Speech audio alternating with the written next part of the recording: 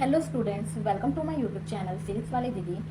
आज हम पढ़ने वाले हैं क्लास 9 का साइंस का chapter number 4 describe motion around us. पिछले लेक्चर में हमने motion, time, type of physical quantity discuss किए थे। आज हमें डिस्टेंस ट्रैवल्ड एंड डिस्प्लेसमेंट को डिस्कस करना है। अब बताओ बच्चों कि हम डिस्टेंस तो सुने हैं, लेकिन ये डिस्टेंस होता क्या है? आज तक हमको किसी ने बताया नहीं कि ये डिस्टेंस होता क्या है। तो डिस्टेंस होता क्या है एक्चुअल में? लेंथ ऑफ पाथ ट्रैवल्ड, मतलब कि कोई ऑब्जेक्ट है वो जितना रास्ता ट्रैवल करती है उसे हम क्या बोलते हैं? डिस्टेंस बोलते हैं। ये एक स्केलर क्वांटिटी होती है। It always have some value, इसका हमेशा कुछ ना कुछ वैल्यू होता है। अब डिस्प्लेसमेंट क्या होता है? डिस्प्लेसमेंट क्या होता है? ये एक शॉर्टेस्ट पाथ होता है जो कि इनिशियल और फाइनल पोजीशन ऑफ ऑब्जेक्ट रहता है ना। ठीक है, इसकी वैल्यू जीरो भी हो सकती है, नेगेटिव भी हो सकती है और पॉजिटिव भी हो सकती है। इन दोनों का ऐसा यूनिट जो है वो है मीटर। मान लो कि कोई बॉडी है जो कि ए से बी तक उसे जाना है। मान लो वो इस रास्ते से होकर के जा रहा है। इसका यहाँ से यहाँ तक का यूनिट है मान लो 1 यूनिट, और यहाँ से यहाँ तक का मान लो 4 यूनिट, यहाँ से यहाँ तक का मान लो 5 यूनिट, यहाँ से यहाँ तक का 2 यूनिट, यहाँ से यहाँ तक का 1 यूनिट, यहाँ से यहाँ तक का है मान लो 3 यूनिट। और मुझे ए से लेकर बी तक के जाना है मान लो। अब मुझे ये एक ही रास्ता है ना, इसके अलावा तो और कोई रास्ता नहीं है मेरे पास में अभी फिलहाल, है ना। तो मैं कितना डिस्टेंस ट्रेवल करूंगी?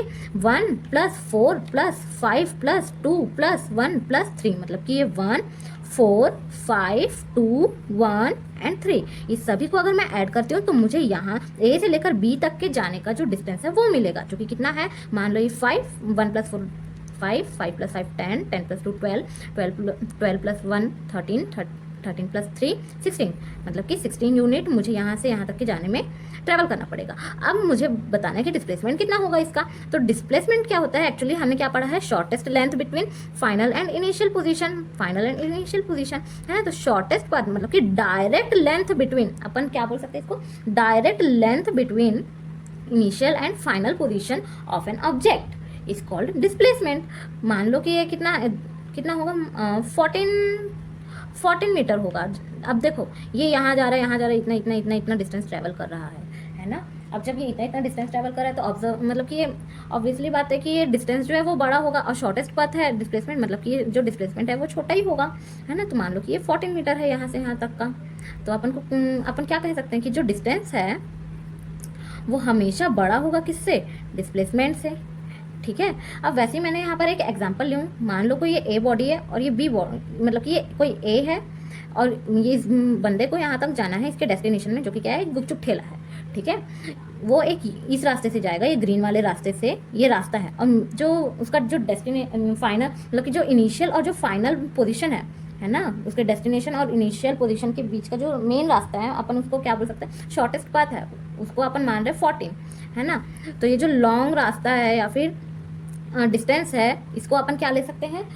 3 यूनिट, यहाँ से यहाँ तक का 3 यूनिट, यहाँ से यहाँ तक का 1 यूनिट, यहाँ से यहाँ तक का 4 यूनिट, यहाँ से यहाँ तक का 2 और यहाँ से यहाँ तक का 7, है ना। अब मेरे को इसका डिस्टेंस बताना है। तो डिस्टेंस मेरे को बताना है तो कितना डिस्टेंस ये चला होगा, कितना डिस्टेंस ये ट्रैवल किया होगा? 3, ये वाला 3 + 1 + 4 + 2 + 7, ये मेरा क्या बताता है? ये डिस्टेंस बताता है कि मुझे यहाँ से टेढ़े मेढ़े रास्ते से होकर के जाना है, मतलब, है ना। और अगर मुझे शॉर्टेस्ट पाथ या फिर डिस्प्लेसमेंट बताना है तो मैं डायरेक्ट इनिशियल पोजीशन और फिर फाइनल पोजीशन को क्या करूँगी? उसके बीच का डिस्टेंस निकालूंगी, तो मुझे क्या मिलेगा? डिस्प्लेसमेंट मिलेगा। अंडरस्टैंड? तो वही चीज़ है यहाँ पर मैंने बताई हूँ कि ये जो डिस्प्लेसमेंट है वो क्या है? शॉर्टेस्ट पाथ है डायरेक्ट ए से लेकर बी तक के, जो कि कितना है? 14 यूनिट्स है। समझ में आया? एक और एग्जाम्पल अपन ले सकते हैं, जैसे कि ये ए है, इस बंदे को बी तक के पहुंचना है। ठीक है, इस ए का रास्ता, इस ए का यहाँ से यहाँ तक का रास्ता है मान लो 4 यूनिट, है ना। और यहाँ से यहाँ तक का है मान लो 3 यूनिट, है ना। और यहाँ से यहाँ तक का है मान लो 4 यूनिट।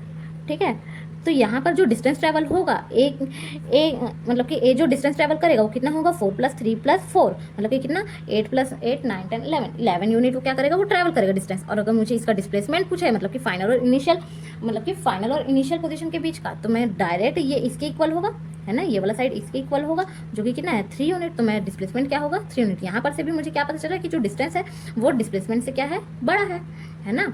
अब मान लो कि यहाँ पर कोई ऑब्जेक्ट है ना, वो कोई शॉप गया, चलो छोड़ो शॉप जाने की बात, ये मेरा घर है और ये मेरी नानी का घर है, मेरी नानी और मेरा घर बहुत पास है ना। तो मैं एक काम करती हूँ, मैं अभी शाम के गई, मैं आज शाम के अपनी नानी के यहाँ गई और मैं आज वहीं रुकने वाली हूँ, ठीक है।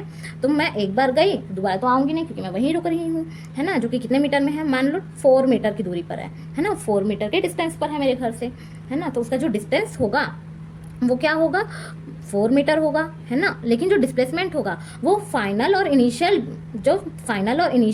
पोजीशन के बीच का डिस्टेंस होगा, ठीक है, मतलब कि लेंथ होगा।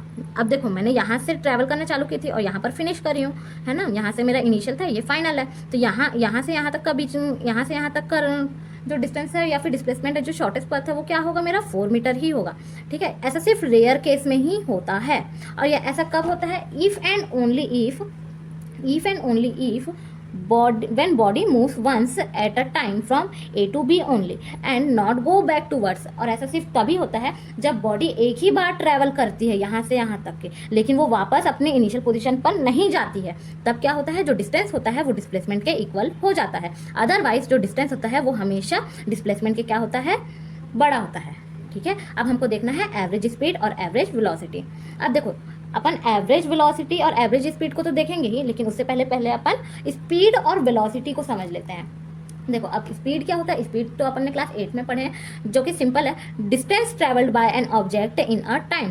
कोई ऑब्जेक्ट कितना डिस्टेंस ट्रेवल कर रहा है किसी टाइम पर, उसे अपन क्या कहते हैं, स्पीड कहते हैं। इसका फॉर्मूला होता है speed equals to distance upon time. ये एक स्केलर क्वांटिटी है, इसका ऐसा यूनिट होता है मीटर पर सेकेंड, और इसको ऐसे भी लिख सकते हैं small m small s to the power -1, ठीक है।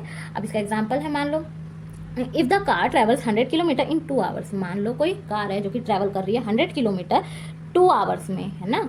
Then speed of the car is, कैसे निकालेंगे, ये अपने पास फॉर्मूला है, speed equals to distance upon time. हमको क्या दिया हुआ है, डिस्टेंस दिया हुआ है और टाइम दिया हुआ है ना। तो डिस्टेंस की जगह हम डिस्टेंस को पुट करेंगे जो कि है 100, और टाइम की जगह हम टाइम को पुट करेंगे जो कि क्या है 2 आवर्स है ना। तो इसको अपन ने काटा 2 1 2 2 5 10 6 0, इसमें क्या आता है 50 kilometre per hour, 50 kilometre per hour, ठीक है। और अगर हमको इसको ऐसा यूनिट में चाहिए तो अपन को क्या करना है, जो किलोमीटर पर आवर वैल्यू निकला है अपना, उसमें क्या करेंगे 5/18 से मल्टीप्लाई करेंगे, तो हमको क्या वैल्यू मिलता है, मीटर पर सेकेंड में इसका वैल्यू मिलेगा, ठीक है, जो हमने स्पीड को फाइंड किया है। अब देखो अब वेलोसिटी क्या होती है, velocity is the speed of an object in a particular direction. देखो हमने स्पीड में क्या पढ़ा, सिर्फ इसमें डिस्टेंस ट्रैवल होता है किसी ऑब्जेक्ट का किसी टाइम t पर, है ना। सिर्फ इसमें 3 बात है कि डिस्टेंस ट्रैवल हुआ है किसी ऑब्जेक्ट का किसी टाइम t पर, है ना। लेकिन यहाँ पर एक और टर्म यूज हो रहा है जो कि क्या है, डायरेक्शन।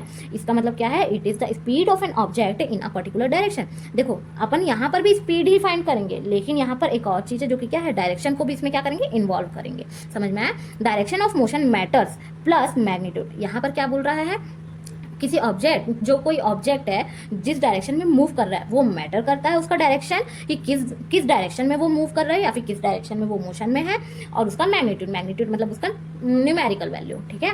इसका मतलब अपन क्या कह सकते हैं कि जो वेलोसिटी है वो एक क्या है, वेक्टर क्वांटिटी है, ठीक है। अब वेलोसिटी का फॉर्मूला क्या होता है, velocity equals to displacement upon time, ठीक है। इसका ऐसा यूनिट क्या होता है, मीटर पर सेकेंड। एग्जाम्पल जैसे कि मैं मान लेती हूँ कोई कार है, वो 100 मीटर ईस्ट की साइड चल रही है, ठीक है, 100 मीटर ईस्ट की साइड चल रही है, कितने सेकंड में, 10 सेकंड में। देन वेलोसिटी विल बी, अब उसका वेलोसिटी निकालना है, वेलोसिटी का अपने पास फॉर्मूला है डिस्प्लेसमेंट अपॉन में टाइम। अब देखो यहाँ पर जो कार है वो मूव कर रही है, वो वापस नहीं आ रही है ना। तो अपना जो फाइनल, देखो ये कार है, ये ईस्ट के साइड जा रही है, ठीक है, ये सिर्फ जा रही है, वापस नहीं आ रही है ना। तो इसका जो डिस्टेंस है वो क्या होगा, 100 होगा, और इसका डिस्प्लेसमेंट भी क्या है, 100 होगा, ठीक है। तो अपन डिस्प्लेसमेंट में क्या लिखे हैं, अपन 100 लिखे, और ये कितने टाइम में जा रहा था, 10 सेकंड में जा रहा था, है ना। इसलिए यहाँ पर अपन ने क्या लिखे हैं, 10 लिखे, तो इसका आंसर क्या आता है, 10 मीटर पर सेकेंड। अब देखो अब अपन को एवरेज स्पीड बताना है। एवरेज स्पीड क्या होता है, distance travelled by an object in a time, मतलब कि इसका फॉर्मूला क्या होता है, मतलब कि अपन ने जो स्पीड पढ़े है ना, स्पीड ही क्या बोल सकते हैं, स्पीड को ही अपन क्या बोल सकते हैं, एवरेज स्पीड बोल सकते हैं, ठीक है। एवरेज स्पीड इक्वल्स टू कि टोटल डिस्टेंस कितना ट्रैवल कर रहा है ऑब्जेक्ट किसी टाइम पर, ठीक है, वही क्या है, एवरेज स्पीड है। Average speed equals to total distance upon time.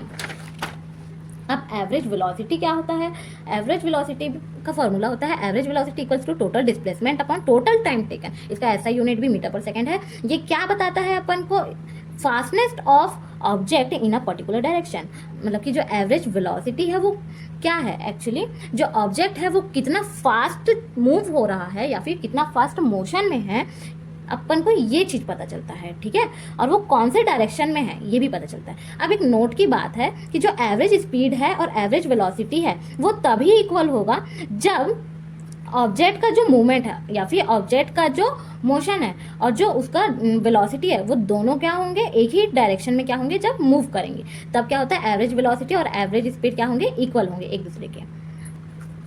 आज का लेक्चर सिर्फ यही था, आगे के टॉपिक से हम नेक्स्ट लेक्चर में कवर करेंगे। अगर आपको वीडियो समझ आया होगा तो वीडियो को लाइक कीजिए, शेयर कीजिए और चैनल पे नए हैं तो सब्सक्राइब कीजिए और बेल आइकन को प्रेस कर लीजिए जिससे मेरे न्यू वीडियोस की नोटिफिकेशन आपको मिल पाए। Thank you.